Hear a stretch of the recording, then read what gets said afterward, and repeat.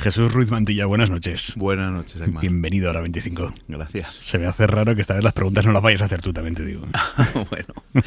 Bueno, a mí se me hace raro no estar en casa viendo.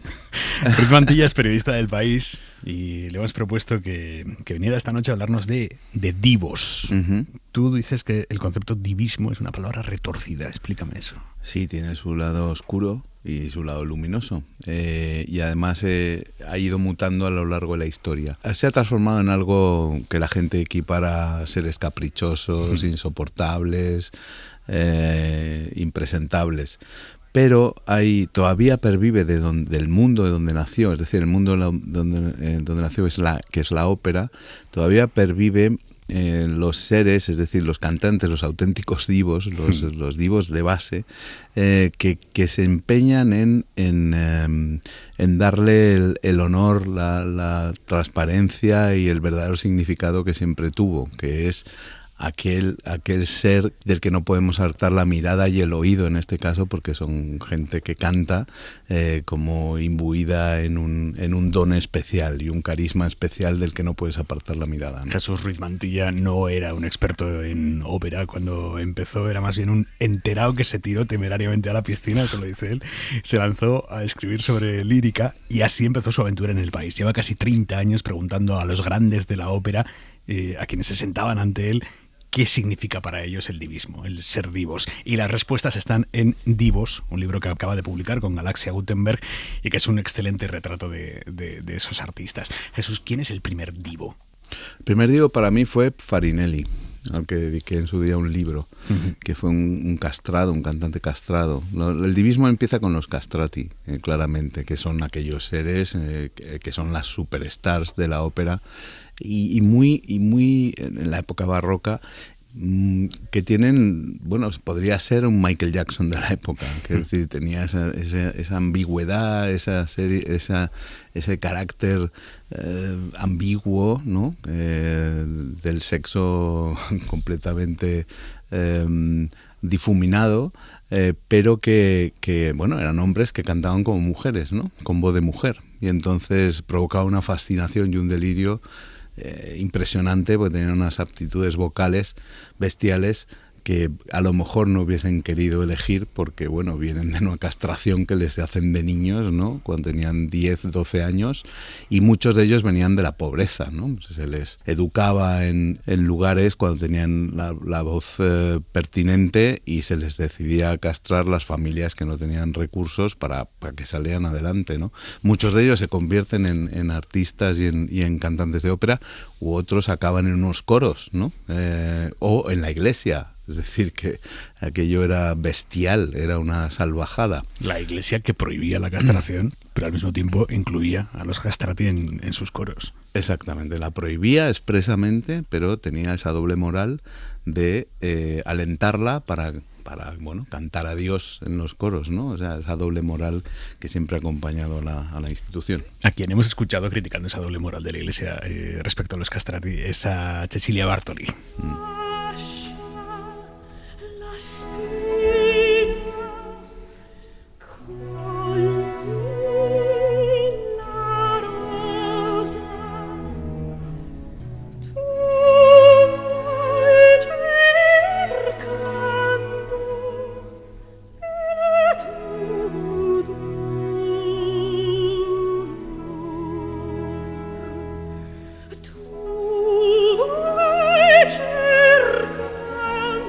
Dices en el libro, Jesús, que cuando alguien se pregunte dentro de muchos siglos quién fue la gran estrella o la figura clave de la ópera en el siglo XXI, tendrá que ir a buscar a Cecilia Bartoli. A la vez, sí. Explícame.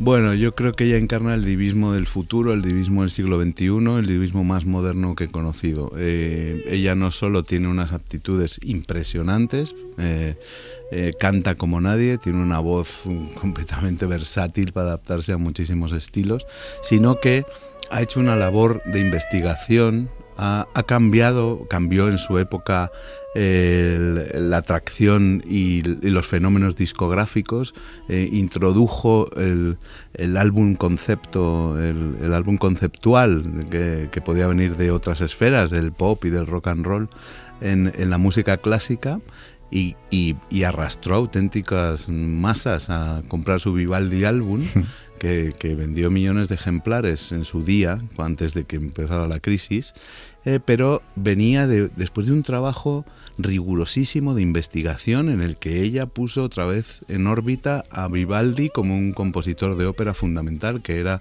desconocido en esa época, en nuestra época, pero que en la época en la que vivió era el rey de la época en Venecia como compositor. Lo puso de nuevo en órbita, luego han venido óperas de Vivaldi representadas, es decir, ella tira del carro y es algo más que una cantante sobre la escena, es una precursora, es una gestora cultural espectacular, es una intelectual de la música y eso le da un aspecto extraordinario y más allá. Dentro de esa intelectualidad que quizá quepa su definición sobre divismo. Ella te dice que ser divo es la experimentación y el riesgo. El concepto del divismo en ella va mutando. Lo va aceptando mejor a manera, mientras madura, o sea, con la madurez. Al principio lo rechazaba y llega un punto en el que yo estoy de acuerdo con ella. Es experimentación y riesgo en su caso y ella lo puede probar bien. Ella te dice que puede cantar barrocos pero no Wagner, que puede con Rossini pero no con una ópera de Puccini. Sí. No todos los cantantes pueden o deben cantarlo todo. Efectivamente, no todos los cantantes, no todas las voces se adaptan a todo el repertorio. Hay muy pocas excepciones que hayan podido hacer eso. Y Cecilia Bartoli lo tiene muy claro. Ella viene del bel canto de Mozart y después después entra en el barroco y poco más, no hace mucho más, pero lo poco que hace lo borda. Hablabas de Mozart. ¿Qué les pasa a casi todos con Mozart? Tú dices en el libro, a las grandes figuras se les encienden alarmas, reservas con Mozart. ¿Por qué?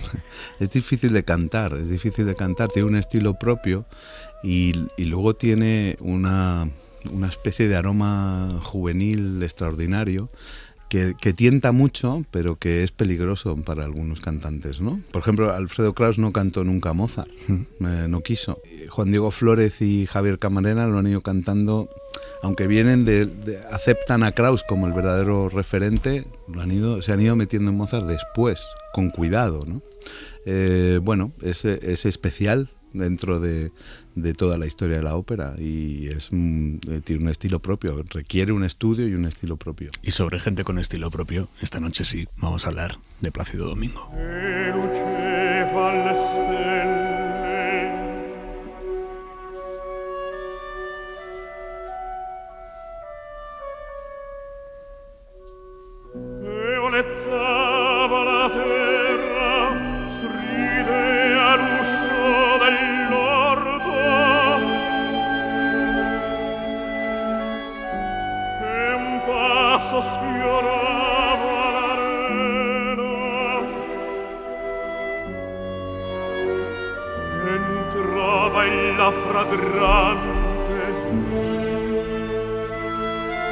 Sé que es un sacrilegio interrumpir el Lucio van Stelle de Tosca, pero tengo muchas preguntas para hacerte y la primera es por tu relación con Plácido Domingo, que no ha sido una relación fácil. No, no desde el principio. Bueno, yo, como decías antes, llegué con cierta irreverencia a este mundo y recuerdo una primera crónica que hice con Plácido. Bueno, la primera fue una adaptación como de tebeo que hicimos de su concurso Operalia en el mítico Tentaciones, ¿no? Y ya ahí vi que tenía su pique con Kraus, ahí lo contamos también. Pero luego hicieron esta cosa aberrante en el Teatro Real que se llamaba Margarita la Ternera, que era una ópera impresentable de unas monjas y una monja que deja el convento para vivir una aventura de amor con un truán, que era Plácido, obviamente, y que la Virgen ocupa su lugar. mientras ella se escapa del convento. Imagínate qué argumento. Esa ópera estaba olvidada, pero lógicamente olvidada. Esa ópera tiene que estar enterrada. La historia había hecho justicia. Claro, entonces yo hice una crónica que se llamaba El Real, en el Real se aparece la Virgen, ¿no? Y entonces no le gustó. No le gustó porque, bueno, hablaba un poquito de él y de sus entornos, y ahí ya empezó a cada vez que me veía decía, ¿por qué escribes esas cosas de mí, no? Como a decir claramente, te he leído, sé quién eres, dónde vives y lo que haces. Sí, porque, ¿no?, al principio te mandaba esbirros, ¿no? Sí, no luego tenía un club de fans brutal que se llamaba, tenía un periódico propio, se llamaba Plácido News o algo así, y ellas o ellos te venían a echar la bronca cada vez que te veían. Como no escarmentaste, ¿no? Ya te lo decía él directamente. No, y luego además acostumbraba a que cada vez que, por ejemplo, yo he vivido los últimos años de Plácido y siempre he pensado que tenía que administrarse bien. Si quería consagrarse, tenía que cantar bien ópera y dejarse de mariachis y tangos y tonterías, ¿no? Entonces lo escribía pues con la libertad que me apetecía escribirlo, ¿no? Y no, él siempre no llevó bien nunca eso. Cuando Associated Press publicó que un total de 20 mujeres lo señalaban por acoso, empezó la caída de Plácido Domingo. La cantante Patricia Wolf, que la única mujer junto a Angela Turner Wilson que dio su nombre, admitió haberse acostado con él. Dijo, ¿cómo le dices no a Dios? Ella se preguntaba, ¿cómo le dices no a Dios? A Plácido Domingo le han hecho sentirse Dios. Sí, claro, y yo me imagino que si 50 años te están diciendo eso, pues yo hago un paralelismo con el rey, Juan Carlos emérito. Te están diciendo todo el rato eso y de buenas a primeras el mundo te viene a decir que eso no se hace, que está mal, que es un delito, y te crea una especie como de shock, me imagino, en sus cabezas, menos si los entornos no le saben contar bien, si él no tiene mucha capacidad para entender el mundo en el que vive en una especie de perturbación y de estado de shock permanente del que no ha salido todavía. Pero bueno, yo creo que... O sea, ¿tú crees que no ha entendido la gravedad de las acusaciones? No lo ha entendido porque se ha dejado de más manipular y utilizar por aquellos que ahora lo esgrimen como símbolo de un mundo completamente cavernario y pasado, y de unos estilos que hay que enterrar, y se ha dejado utilizar por esas corrientes, es decir, las corrientes más retrógradas que directamente pueden encargar con lo más extremo del Partido Popular o de Vox. Pero él, con tal de reivindicarse él y su entorno, su familia, que hay que ver, cómo sus hijos o su mujer le apoyan en esto y están con él hasta el final, pues por un empeño absurdo de defender el honor o el buen nombre o el prestigio o una trayectoria, está hundiéndose. Entonces es novelescamente, es fascinante, es una figura de novela. ¿Verdad? ¿Cómo se explica esas denuncias en Estados Unidos y que aquí sus colegas hayan hablado de donjuanismo? Es que su actitud cambiaba cuando iba a Estados Unidos, o es que aquí hay un respeto reverencial a pesar de... No, es muy fácil de entender. En Estados Unidos él era director artístico de la Ópera de Washington y de Los Ángeles, es decir, él firmaba contratos. No. Y aquí no. Entonces él tenía el poder de decir quién canta en este teatro y quién no, firma Plácido Domingo. Es que es tan claro, ¿no? Dices en el libro que ya no vas a volver a escribir sobre él, que esto es lo último que escribes sobre él. Sí, me gustaría cumplir esa promesa. ¿Por qué? Porque yo creo que no le hace ningún favor que yo escriba sobre él o que ninguno sigamos escribiendo sobre él. Es decir, la única cosa que me alentaría a escribir sobre él es que se retira. Antes decías, no todo el mundo puede cantarlo todo. Él era de los poquísimos que podía adaptarse a todos los estilos o a varios estilos a la vez.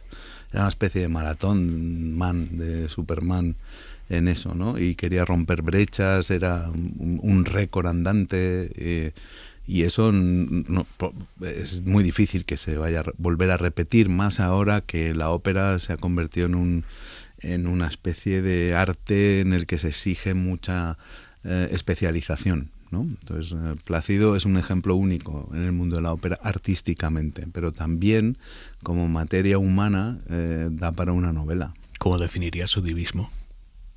Bueno, es un divismo casi wagneriano, digamos, desafía todos los noes y todos los retos posibles, ¿no? Pero es un divismo trasnochado y es un divismo que ha quedado enterrado por una corriente social imparable que nos está mostrando cómo el mundo ha cambiado en el siglo XXI. Y sobre trasnochados, ese público de determinadas óperas que se ponía en pie antes de que él saliera siquiera, o justo cuando él salía y estaba 10 minutos aplaudiéndole, diciéndole: da igual lo que digan de ti, nosotros te apoyamos a pesar de todo lo que digan de ti, incluso a pesar de que sea verdad todo lo que están diciendo de ti. Bueno, eso en Salzburgo pasó 10 días después de que se le denunciara en Estados Unidos y yo tuve la oportunidad de verlo. El periódico El País me mandó a cubrir la reaparición en Europa de Plácido Domingo después de que ocurriera lo que ocurrió en Estados Unidos y yo no me podía creer aquello. Fue interesantísimo porque ahí se estaba fraguando una especie de batalla y de guerra entre Estados Unidos y Europa en comportamientos, en actitudes. Y me resisto a llamarlo guerra cultural. Yo estoy radicalmente en contra del término guerra cultural porque creo que la cultura une, y no hay que utilizarla como término de guerra. Pero sí hay una guerra de valores. Y ahí en ese momento en el que él aparece en Salzburgo y la gente se pone en pie antes de que empiece a cantar y daba igual lo que fueran a cantar el resto fue un espectáculo que no importaba. Sin embargo, fue bueno, algo para ver. Y además cantaba una ópera como Hernani, en la que interpretaba un personaje que hablaba del honor, de que no le destruirán y todo eso. Estaba todo como preparado para el momento, por el destino, ¿no? Fue realmente unas crónicas que no se me olvidará haber escrito nunca. Y sobre cosas que has escrito y no se te olvidarán nunca. Tu entrevista con Pavarotti, tú dices, fue uno de los mayores éxitos profesionales de tu carrera. Porque fue un fracaso. Porque se quedó dormido. Sí, porque se quedó dormido y el fracaso de que mis preguntas debían aburrirle. ¿Pero qué fue aquello? ¿Cómo se te quedó dormido Pavarotti? Bueno, es otra entrevista que es verdad que me ha dado un éxito bestial, pero que como yo admiro mucho a Pavarotti, todavía lo escucho hoy y digo, madre mía, ¿de dónde sale esta voz? No me hubiese gustado escribir porque fue la constatación de otro declive bestial. A mí se me presentó Pavarotti en camisa hawaiana y con unos pantalones cortos y sus 200 kilos. Por la mañana, 45 minutos tarde la cita en su casa. Y cuando yo empezaba a preguntar, era cuando todavía no hacíamos las entrevistas con el teléfono, no existía, sino con una grabadora, que a veces se trababa. Yo tenía un trauma que se me había quedado una cinta parada. Entonces escribía las preguntas y grababa el tiempo. Y en esos pequeños interludios en el que acababa de escribirse, él cerraba los ojos. Hasta que se quedó completamente dormido y tuve que decir, maestro. Y entró la gente de prensa a ver qué pasaba. ¿Y es verdad que le dijo a la de prensa, pellízcame si me vuelvo a quedar dormido? Pues sí, es verdad que delante mío, la de prensa, yo le dije a Pavarotti, maestro, ¿quiere usted parar? Y dice, no. Se ha muerto mi padre hace 3 meses, te ruego me perdones, no estoy muy bien. Y entonces le dijo a la de prensa, que la de prensa le había dicho previamente, hay que dejar de tomar esas hierbas, maestro. Luego le dice... ¿Qué hierbas eran? ¿Llegaste a saberlo? Debe ser un eufemismo por otro tipo de cosas, ¿no? Pero a mí me dijo, tú pregúntame y tú si ves que me duermo, le dijo a ella, pellízcame la pierna.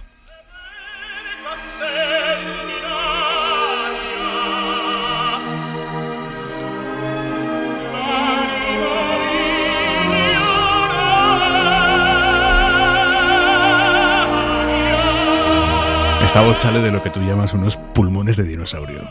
Sí. De caballo, una cosa bestial.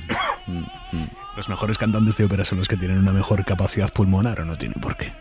No, mira, Juan Diego Flórez no tiene una voz muy potente, pero tiene una voz tan bella ha sabido explicar, ha sabido aplicar y ha sabido trabajar tanto el estilo de, por ejemplo, el belcantismo, Rossini, que es endiablado, Bellini, que es pura sensibilidad. No tiene una voz de una potencia extraordinaria, pero es tan bella que marca la diferencia. ¿Es verdad que Pavarotti no sabía leer partituras o esto es una leyenda? Yo creo que es una leyenda. Pero bueno, ¿qué más da? La supiera leer o no. Él abría la boca si se lo aprendía bien y cantaba así.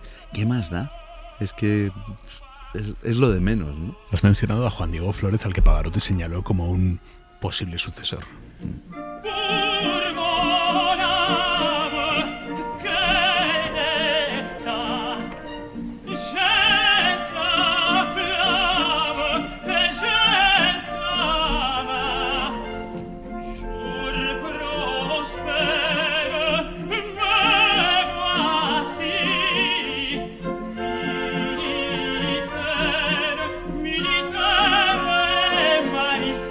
Juan Diego Flórez, el tenor peruano, que sin haber cumplido los 30 años, yo escuché como la Scala de Milán le pedía un bis, que esto es una cosa absolutamente sobrenatural. Esto en 75 años de historia, en 75 años del público más exquisito de la lírica mundial, a nadie le habían pedido un bis allí. Bueno, él ahí rompe un récord y pasa a la historia directamente. 75 años sin pedir un bis la Scala. Hoy los bis están más baratos y se los piden aquí en el Real a precio de saldo, o en el Metropolitan también ha cantado varios bises y tal, pero en la Scala, 75 años después, pues era pasar a la historia directamente. Y escupir sobre la tumba de Toscanini. Exactamente, que decía que eso no se debía hacer, ¿no?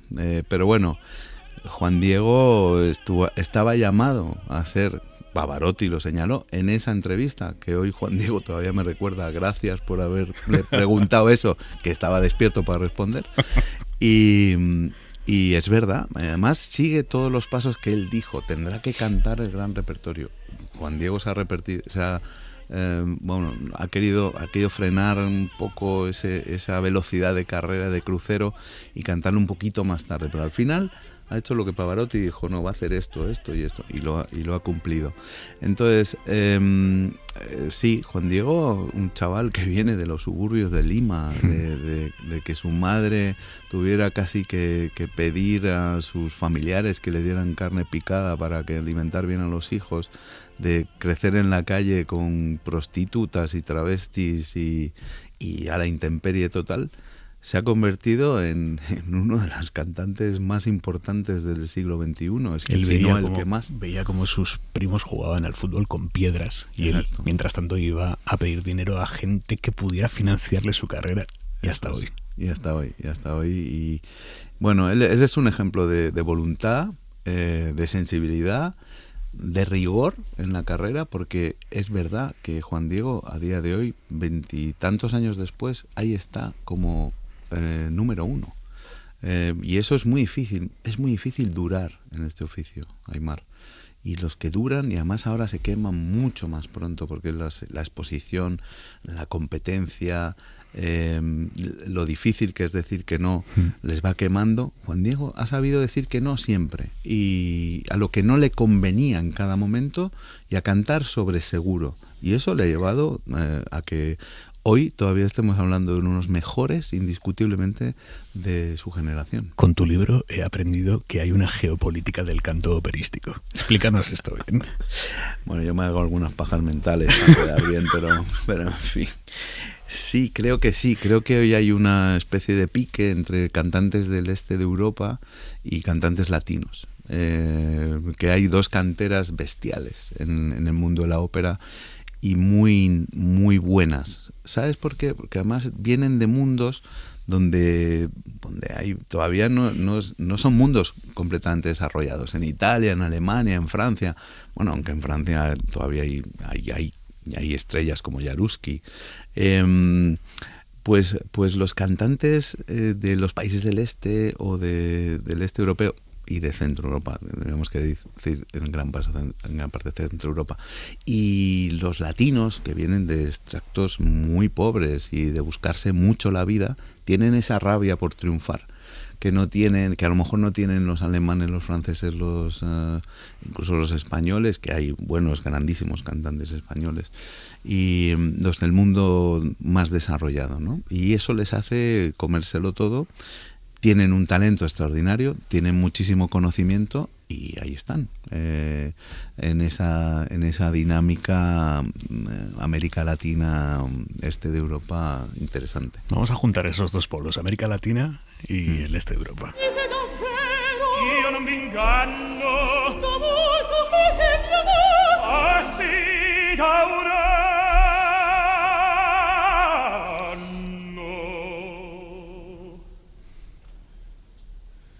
Unì felice e terea, di arena segna.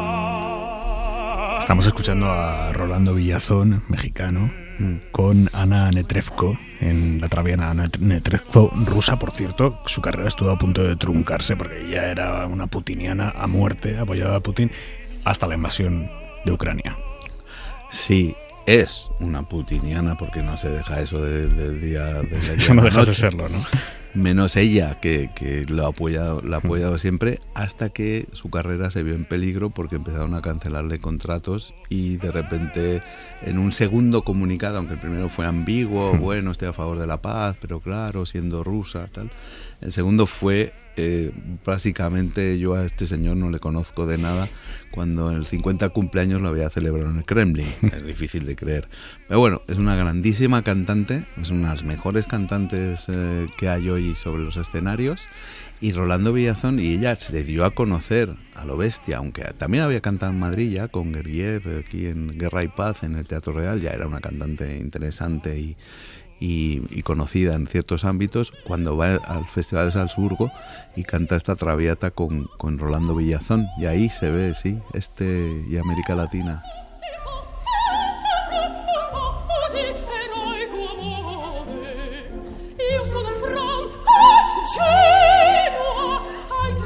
Es brutal pensar que Netrebko limpiaba los suelos y los cristales de un teatro de San Petersburgo mientras estudiaba canto.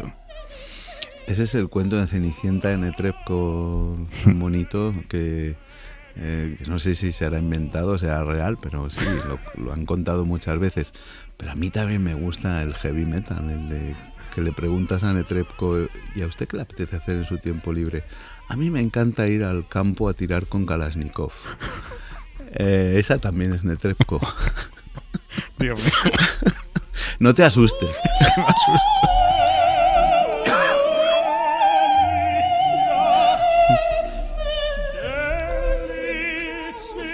Ella te dijo que no era capaz de controlar la fama. Sí, ella es muy transparente y muy abierta y muy sincera.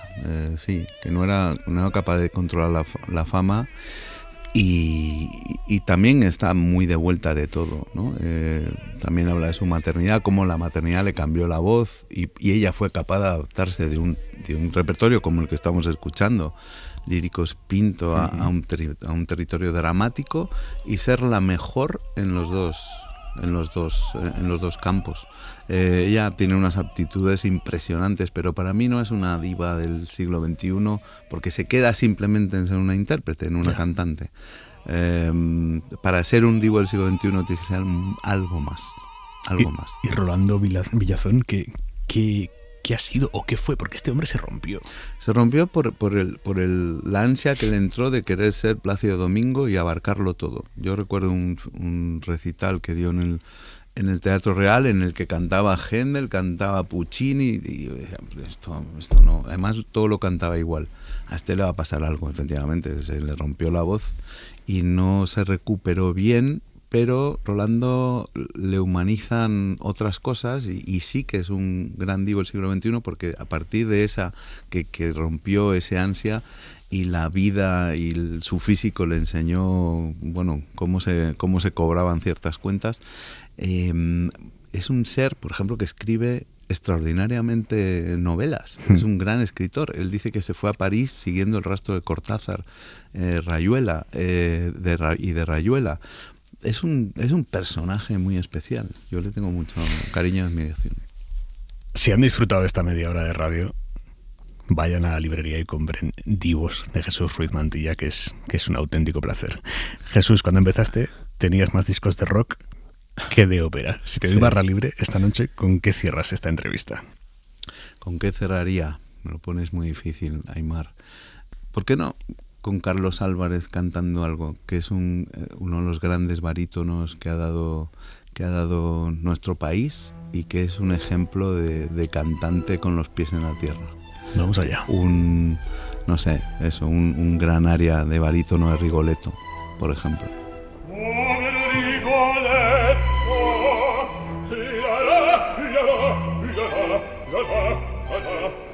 Jesús Ruiz Mantilla, Divos, Galaxia Gutenberg. Gracias, Jesús. Gracias, Aimar. Ahora voy a seguir escuchándote. Me pongo ahora los cascos, que los he traído. Camino a casa. Y ahora al cierre de hora 25, que no me lo quite nadie eso. Un abrazo, Jesús. Gracias, Aimar.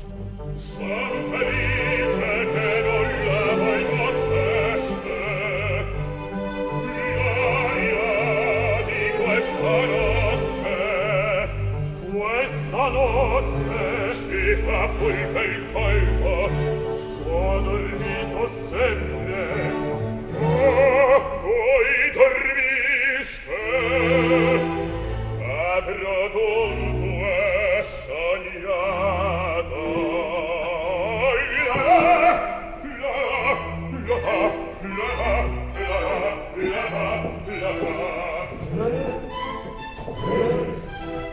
Come tutto osserva il suo.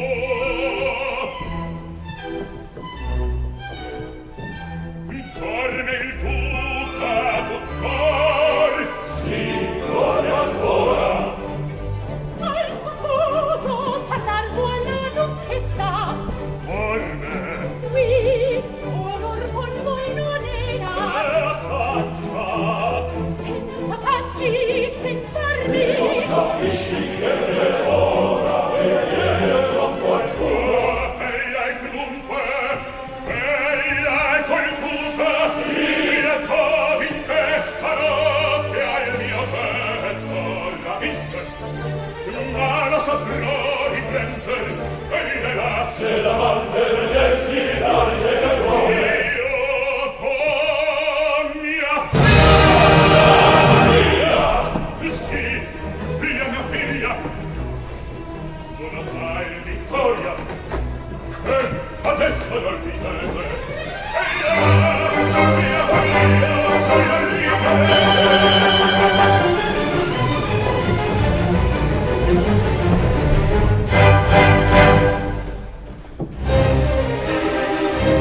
partigiani, vil razza dannata, per qual prezzo vendeste il mio bene?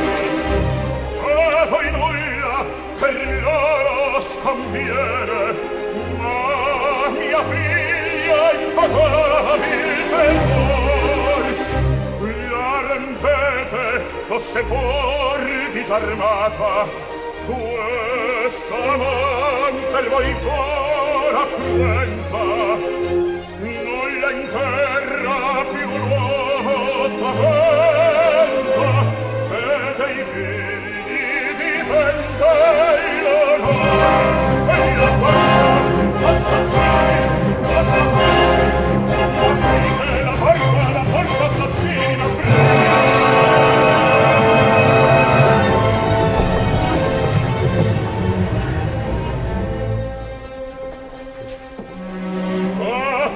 voi tutti a me contro venite, tutti contro me.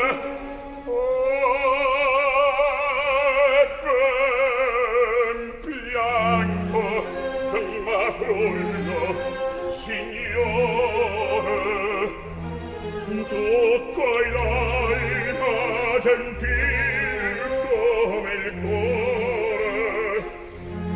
Dimmi tu, verranno nascosta, Marullo, signore, dimmi tu, dove l'hanno nascosta, vera non è vero, è là, non è vero, è là, non è vero.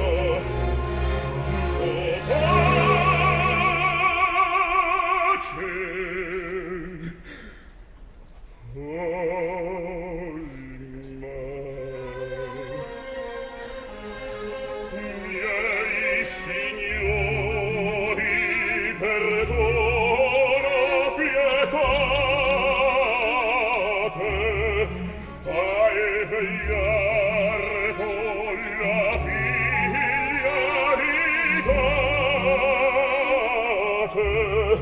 il ritorno poi nulla raccosta, a voi nulla raccosta. Tutto al mondo e dai figli per me, signori, perdono,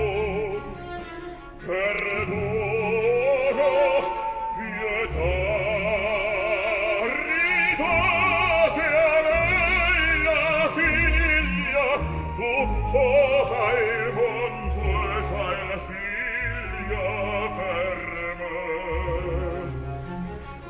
Ridate a me la figlia, tutto al mondo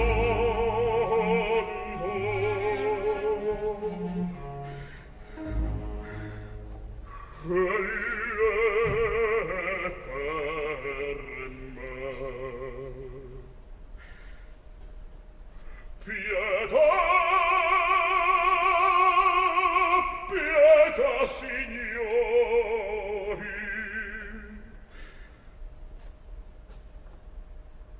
Pietà, signori.